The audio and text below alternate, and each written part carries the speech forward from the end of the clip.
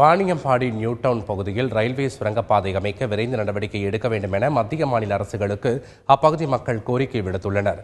வாணியம்பாடி நகரின் மையப்பகுதியில் உள்ள நியூ டவுன் ரயில்வே கேட் அடிக்கடி மூடப்படுவதால் போக்குவரத்து நெரிசல் ஏற்படுகிறது.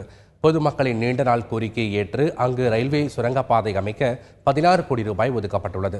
பல முறை ஆய்வுகள் நடத்தப்பட்டும் சுரங்கப்பாதை அமைப்பதற்கான பணிகள் தொடங்கப்படவில்லை என்று பொதுமக்கள் புகார் தெரிவித்துள்ளனர். நியூ டவுன் பகுதியில் ஏற்படும் போக்குவரத்து நெரிசலை குறைக்க சுரங்கப்பாதை அமைக்கும் பணியை விரைவில் தொடங்க வேண்டும் என்று அவர்கள் வலியுறுத்தியுள்ளனர்.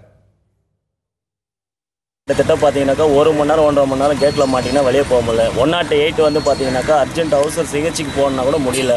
ஒரு பெருசாக ஒரு டெலிவரி போகணுன்னா முடியல.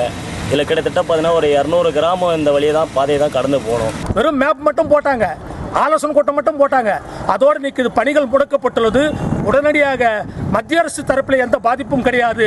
மாநில அரசினுடைய கிடப்பில் போடப்பட்ட இந்த திட்டத்தினால் பாதிக்கப்படுவது பொதுமக்கள், மாணவர்கள், அனைத்து தரப்பிலும் பாதிக்கப்பட்டிருக்கிறார்கள்.